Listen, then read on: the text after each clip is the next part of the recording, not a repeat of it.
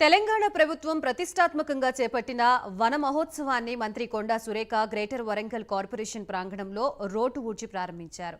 ఈ సందర్భంగా మంత్రి కొండా సురేఖ మాట్లాడుతూ రాష్ట్ర వ్యాప్తంగా పర్యావరణాన్ని రక్షించాల్సిన బాధ్యత ప్రతి ఒక్కరిపై ఉందని 5 రోజుల పాటు చేపట్టిన స్వచ్ఛంద పచ్చదనం అనే కార్యక్రమంలో ప్రతి ఒక్కరూ పాల్గొని విజయవంతం చేయాలని కోరారు.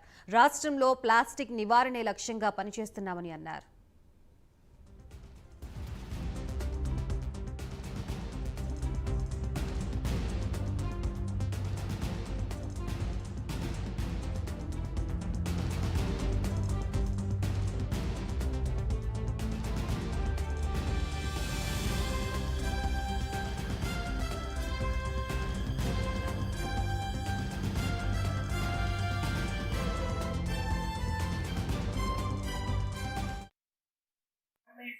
ఐదు రోజుల కార్యక్రమంగా తీసుకొని ఆదేశాలు జారీ చేసి మరి అన్ని పట్టణాల్లో పల్లెల్లో కూడా ఈ కార్యక్రమాన్ని చేపట్టాలని ఆదేశం మేరకు మన ఎంఏయుడి ప్రిన్సిపల్ సెక్రటరీ గానకిషోర్ గారు గౌరవ అతిథిగా రావడం జరిగింది.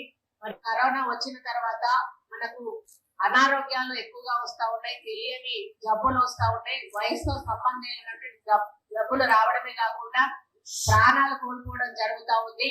మరి ముఖ్యంగా ఆ తర్వాత మనలో ఒక అవగాహన అనేది కూడా బాగా పెరిగింది.